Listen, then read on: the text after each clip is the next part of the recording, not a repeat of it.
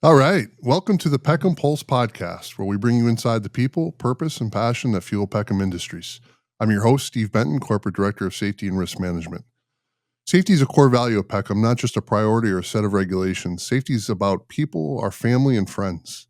The Pulse will provide in-depth conversation on what sparks our passions and how we carry that through to strengthen our safety culture. At Peckham, our mission is to safely provide high-quality construction materials and services, but let's be honest, it all starts with you, our members. But nothing, not a ton of asphalt or a mile of freshly paved highway matters more than making sure everyone goes home safe every single day. All right, everybody, welcome back to the Peckham Pulse. We're super excited and honored to have Rosiland Werthen with us today. Good morning. Ros, you've got an interesting past. You've got came from a really big company to a little bit of a smaller company, but talk to us first a little bit just about personal side. You know, what gets you fired up? I mean, we talk a lot about passion and passion for safety on this show. Talk to us a little bit about some of your personal passions and what gets you going in the morning. Yeah. What gets me going is I really thrive in kind of being underestimated or being the underdog. So that's probably, you get up and you just silently prove everybody wrong is what my kind of go-to is. But I think staying focused on what matters, I think Peckham and their push to keep your family first is a huge plus for any kind of safety culture, because any company can say that, but I do think we kind of walk the walk here, which is impressive.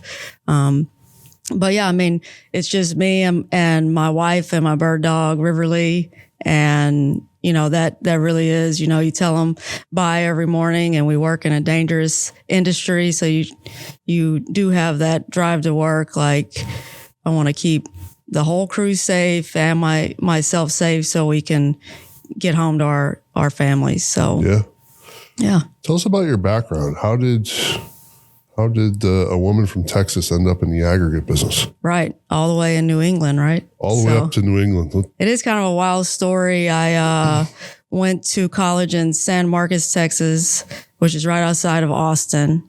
And with a law enforcement background, I did do that for a few years. But I had a friend that worked at a huge cement plant, and honestly, she drove like a really nice Jeep Rubicon, and I'm like, can barely afford rent. So I was like, hey, what do you do? I just started talking to her, and she was like a procurement buyer, did all the planning. And after pestering her for a while, she gave me a reference. It was not straight into management or anything like that. It was in distribution. So we loaded the rail cars with cement and the trucks, and it was an extremely difficult, taxing job, but fun. I mean, it was shift work, but the culture and the crew was really, I think about them almost all the time. It kind of set the tone. And I did that for a while, and then really no one ever leaves cement jobs because they're so good. So the ability to promote was pretty limited. So I just kind of made the switch to aggregates, went all the way down to the Gulf Coast, and started working in a rail distribution facility that also had an asphalt plant, and luckily had a fantastic, really great rail manager who taught me everything he knew. And I just followed him around and worked my little tail off for however long I was there. And eventually, when he was promoted, took over for him. That's when I met my wife. She was doing residency in South Texas. Got a fellowship in Baltimore, was able to transfer with the company into a very large quarry, and kind of took baptism by fire. And then when a smaller quarry plant manager position became available, jumped on that. And then she took a job in New England. She is from the Cape. So that's kind of how we landed back here. And your wife's a doctor? She's a NICU doctor, yep. Okay, yeah. Cool. So you were kind of following her around a little bit. I was, yeah. Yeah.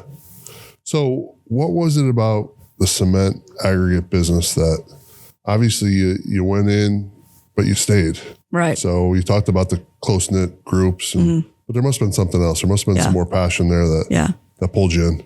I really like it's the high stress, which some people would say, I'm not saying I don't complain about the high stress, but I do get a lot of fulfillment from these massive undertakings and just taking it one step at a time to achieve it. And it would be hard to point to another industry or job where that happens. Your back's against the wall to fulfill whatever the goal is or the order is, and you hit all these roadblocks and the crew pulls together and you achieve it is safely too at that, is really unmatched. So you're always kind of chasing that, that rush of, man, we did it together. That was crazy. All right, take a breath and then get back to it. Yeah. There's a ton of satisfaction in this business. And it's competitive, I mean, people that stay in this industry are competitive people, and I like that environment. So I think we can talk about this. I mean, talk a little bit. It was Martin Marietta that was your former employer, and huge company, right? 5,000 employees. Yeah, it's massive throughout the U.S. Yes, and I think they're number 2 in aggregate production. So you came from that, and I assume you got probably pulled into, outside just your quarry into other avenues with Martin Marietta. I mean, they're corporate, right? So then you come to Peckham, and we're 1,200 employees. Right. And you end up at Oxford. Right. Small quarry. Talk a little bit about that transition, and talk a little bit about just similarities or big differences. Yeah, I mean, I think change is hard no matter what. We did have to make a tough decision, my wife and I, with I was very happy with Martin Marietta. I was a lifer, but when you're in a relationship like that, you have to do what's best for your family. So we made that decision, and it was tough. But I was pleasantly surprised, honestly, from day one. You go to Oxford and the crew is top notch, experienced guys, very receptive, which it can go one or two ways with a new supervisor, especially a female supervisor, but they were super receptive and nice, and we collaborate. So that took a lot of the stress off of it. I will say that it is similar with the safety culture that we're building here, the support groups from environmental to safety to mine plan. All of those support groups, IT even, are super available, which is nice. Everything gets done very quickly. Hey, I need access to this. I'm hung up here. Can you send me this? And it's like, everybody's just waiting to help you. That is super nice. Right. And I can definitely see the direction that we're going. And I think it's a great plan. Definitely committed to that plan. I think Damien has got us on the right track. And I'm excited to see where we go, especially with having so many different business lines. Yeah. No, it's even just the 6-7 years I've been here, it's changed dramatically, and it's I agree with you. I think it's exciting. I think you can look at change one of two ways, right? It's either positive or negative, and I kind of like it. It's especially with the acquisitions and things changing and new challenges and new people, new plants, new plant managers. Right. So it's been exciting, and it's been fast paced, which has been great. So, talk a little bit on the safety side. When you came here, I have a tendency to kind of gravitate towards people that seem passionate about safety, and it was pretty obvious that you were. And I think, some of that maybe have come from Martin, maybe some of it came from just your personal beliefs, but just talk a little bit about safety. And you mentioned it earlier. We work in a tough business. I mean, it's dangerous, and you don't want to scare people, but you also want them to respect kind of the hazards that exist. Talk a little bit about that. I will definitely say that my view on safety, it started with working at Martin Marietta, where you really are empowered to do the right thing, and you have the resources to have the right tool for the job or whatever it is. And Peckham is the exact same way. The ability to slow people down. Hey, are we doing it the correct way? Do you have the right PPE?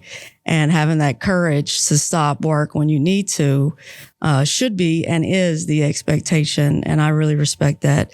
But it's kind of funny. I said it so much that my past foreman had a sign made for me that said, we're not dying over rocks, right? So it's so true. We get in the zone. We have this goal. We're competitive. We're blue collar. We want to get it done. And sometimes that is dangerous. Yep. So we have to take that step back and say, look, guys, we're not dying over rocks. Like, let's do it the right way. Yeah. And that's our responsibility as leaders, is to see when that anxiety is, leaning on your crew and kind of take a step back. Let's think this. We have the resources, Well, it makes me so happy and excited that your thoughts on that, because I think you're exactly right. You look at we focus in on the small injuries. I know some companies talk about SIF, right? And the serious incidents and fatalities. Knock on wood, thank God, we've never had a fatality. And certainly that's my goal for the rest of my career, is make sure we never have one. But, so we really focus in on the near misses, on the recordables, and we try to make sure that those don't happen. But, when you look at them and you do a deep dive, a lot of them, it's just because I think we're just not thinking about what we're trying to accomplish, right? Right. Nobody comes in the morning and says, hey, I want to get hurt. But they come in and I think they say, hey, we had a breakdown. How do we get back going? Right. How do we make this better for ourselves? How do we make it better for our company, for Peckham Industries? So I think their heart's in the right place, but your thoughts about just trying to dial it back and take a step back. And, I think that's absolutely right on. Right. And I think too, it's like having the right tool for the job and being really careful with assuming. I think assuming hurts everybody. So if you have a crew, you would hope that your crew doesn't assume that they don't have XYZ. Yep. So one of the great things that I love about working with at Peckham and then with the Oxford guys is the ability and the time that I have to be in the field with them. So, hey, there's this impact wrench that only works sometimes, or whatever the scenario is, right? And we get them, the right tools for the job. And, well, this is always how we've done it. We'll get you killed kind of thing, right? Yep. So kind of, building that culture and getting that buy-in, which takes time, but letting them know, just because you have done it doesn't mean you have to continue, right? So is that your leadership style? Are you more hands-on than you are kind of behind the desk? I definitely like being out there in the field. I think I learn the operation better by seeing and doing. That's definitely a goal I have going into the 26 season. I think as a new plant manager coming in, you really have to get a handle on all of your MSHA paperwork, your task training, and the finances. So it's probably less in the field than I would have liked, but we kind of got that ironed out. Yeah. So that's definitely happening in 26. What do you see as kind of the synergy that you can bring from your experience at Martin? I mean, what are some of the things that maybe we already do really well? What are some of the things that you see as opportunities for us moving forward? Yeah, I think the openness of efficiency with this company is great. It's a collaborative effort, and that's kind of my management style too, right? I'm not your mom. I'm not your parent. Let's, as a group, this is the task, this is the hurdle, and talk to the experienced crew members and then your OpEx team.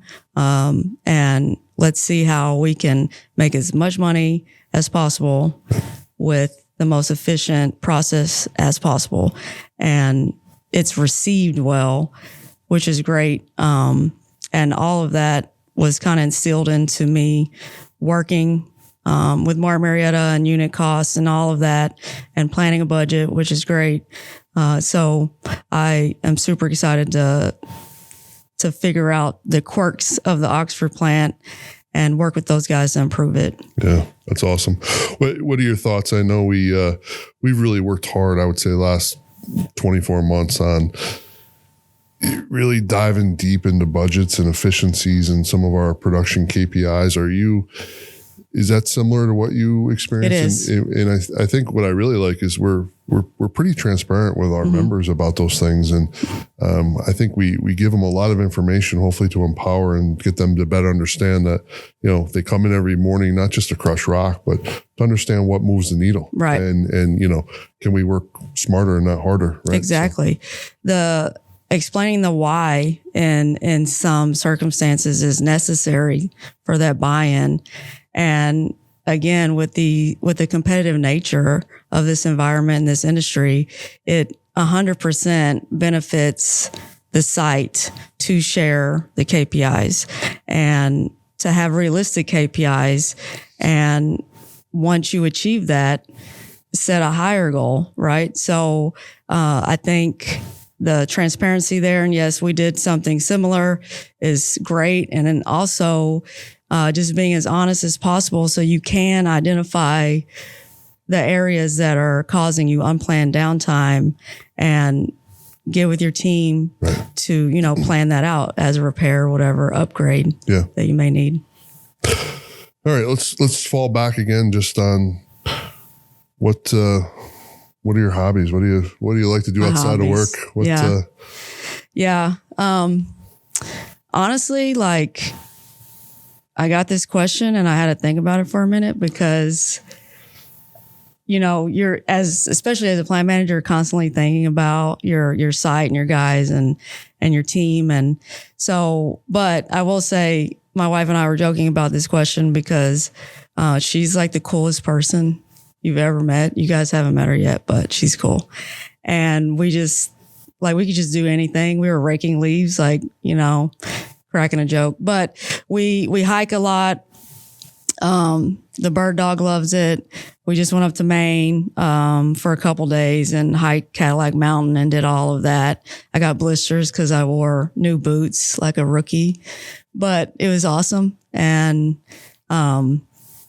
we just bought a new house, so we have a laundry list of wish list things that we don't actually need. We don't actually need them.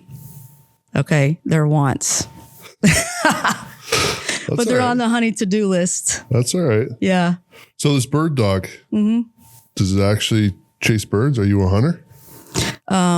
So bird dogs don't chase birds, Steve. Okay. I'm sorry. Well, talk to me about that. They find birds and then point at them. Gotcha. Yeah, we did some hunting in Texas. Obviously I'm new here, so we haven't gotten into it yet. My dream would be to see her come back with like a goose, but I don't know. She loves to swim. We have a pool. I taught her how to jump off the diving board, and honestly, in our spare time, it's like whatever the three of us can go do outside and decompress. She has a high stress job too. So it's get out of the house, go do something. Yeah. So the swimming pool season up in the Northeast is a little bit shorter than you experienced probably in Texas. Well, I didn't have a pool in Texas. Oh, okay. So this is my first pool. Well, you and I may share a common passion. I've heard through the rumor mill that you are meticulous about keeping your pool clean. I am. It's an obsession of mine. I like to keep my pool clean too. Yeah. If I see a speck of sand or dirt in there, I have to pull the vacuum out. Yeah. Do you use the Ryobi vacuum? No, I haven't gone there. I'm still on the manual vacuum. Okay, look, here's what I think. Here's what I think about the pool. Okay. Help me understand this. And that's a quote from Jerry Green, by the way. You guys don't know him, but help me understand why I'm going to pull a vacuum out, right? And I'm going to use the system to suck dirt into my $high filter to clean my pool. Right. Or you then have you backwash it still, or use a separate Ryobi vacuum, which by the way is great. That's like cheap. Battery powered? Yes. And you suck everything up and then you just dump it out and it's never in your system. I bet my pool is cleaner than yours. Well, I'll tell you what, that might be on the wish list for Christmas. Yeah, it should be. And it's very, it's like therapy. You know, it's like your own little Zen garden. Yeah. Well, I think that's why I like it too. I mean, I'm meticulous on the lawn, meticulous on the pool. Yeah. Yeah, me too. Just got a new lawnmower. Kind of mindless. You go out, you vacuum the pool. It is. It's nice. Yeah, it is nice. Yeah. And then you dip your test strip. I don't. And what? Oh my. I take it to the pool. You're not a real pool guy, Steve. Right, not a real pool guy. I don't rely on those test strips. I go right to the pool store, and if it's perfect, they're bamboozling you. You're getting bamboozled. Give me a gold star. I mean, it's awesome. So you get the sample bottle. It's full of gold stars. It's like, how do you beat that? Yeah, don't put this guy in QC. Don't do it. So, Roz, obviously we've got winter weather coming, unfortunately. Yeah. A little bit different what you're probably used to. A little bit. Talk about your preparations going into the R&M season coming up. Yeah. Well, I'm a reptile, if you couldn't tell by the accent. So I did transition from Texas to Baltimore. I didn't even have a real jacket when we moved, but I feel like we're prepared now.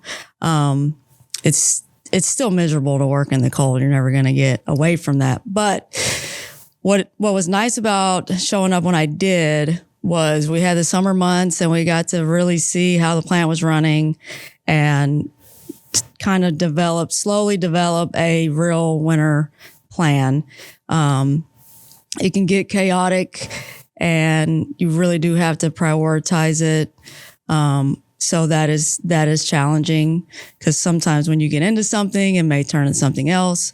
But just being able to articulate that, and really hitting the heavy items. So basically we have already started. It's me and a couple of our heavy hitters that are, breaking some stuff down. And my philosophy is we're going to start at one end of the plant and work our way back. Yeah. Have some projects that we can do in the shop for the really, bad weather days. Yeah. And so it's going to be a big learning curve. I've never had this limited crew for winter before. We didn't do winter layoffs or anything like that. Right. But I think it's totally doable. Yeah. We just have to stay focused. Yeah. And unfortunately, it can be time consuming, right? To clear snow and, weekend snowstorm, who's coming in early Monday to just plow so you can get in the plant, those kinds of considerations. So, it's just, we get worried on the safety side, the first quarter, the last quarter, just, the challenges that those present with weather and deterrence, holidays, things like that. So we're good. Thanksgiving's coming about. Are you a Thanksgiving person, Christmas person? Yeah, I mean, my wife's family is huge. So we usually go hang out with them. I usually have to take breaks because there's a lot of people. I'm not used to it and a lot of kids, but it's fun. It's chaotic and the food is great. My mother-in-law, I call her Mama B, is fantastic at feeding all of these people, and it's a great time. Yeah. Try to get to Texas as much as I can. I have a small family. It's just my identical twin. She looks just like me, Steve. Oh, God, short hair with tattoos, lives in Austin, but is also in a management role. She's worked for the same company since we were 16. Wow. Yeah. Wow. I love Austin. My son went to school there for 1 year, his first year, and we fell in love with that city. Yeah. Great place. Yeah. Kind of got the best of both worlds with Texas and. Well, real Texans would say Austin is not Texas, but I believe that. You still can find boots and hats. And, you can pretend to be a Texan in Austin for sure. That was me. Yeah. I was the tourist. He was a swamp Yankee. Okay, go ahead. So you've been with us for a little bit less than a year. If we do this again this time next year, what What do you think your crew will say? Oh, man. Success? They'll probably say it with a very thick Boston accent. But I would hope that they would say that I have high expectations, because I do. But I hold everyone to the same standard I hold myself, right? So I had somebody in my past life in college tell me this. They said, you know what your problem is, Roz? You hold everybody to the same standard you hold yourself. And my response was, you're welcome. But it's true. But that's how we achieve these goals and make money and really dial in what we need to do and get home safe. Yeah. So I would hope that they would say expectations are high, but the resources are there. And, you know, we have a collaborative conversation or environment, and, you know, come in, do your job safe, go home, and the rest of it will kind of take care of itself. Absolutely. Well, cool. It's been awesome having you. Yeah. Maybe next summer we'll have a little competition at Peckham. Who's got the cleanest pool? Okay. Well, you're behind already, buddy. I may have to pick up the Ryobi. I'm not doing the test strip, so. I mean, I like getting those gold stars. But they're not real gold stars. Well, it's not real gold, but you know, it's just it's the recognition piece, you know. So what do you do? Different than safety. So okay, you don't want to do the test strips, but you'll take a little thing of water to the pool store. Yeah. Right? Yeah. And then they tell you, oh, it's great. It's great. Or your pH is a little low. You got to buy a little pH plus. Or you could just strip it, get immediate results. What am I going to do? Put my own gold star on it? Yes. Fun. And then you don't have to drive anywhere. Yeah. You didn't need any help, you know? I didn't get a lot of gold stars in elementary school, so maybe just, making up for lost time. You're addicted to that, yeah. Yeah, so if someone tells you good job, you're like, man, I'm doing a good job, right? I need that recognition. Yeah. That pat on the back, you know? Yeah. Well, Roz, it's been fun. Thank you. We look forward to it, and happy holidays. Thank you for having me. Thank you. At Peckham Industries, safety isn't something we talk about when it's convenient. It's who we are and how we show up every day, every shift. Safety is a core value, just like integrity, dedication, and efficiency. So here's our challenge to you. Let your passion for safety lead the way, every shift, every task, every day. Thanks for tuning in to the Peckham Pulse. Stay safe, stay passionate, and be proud knowing that we're building America's infrastructure.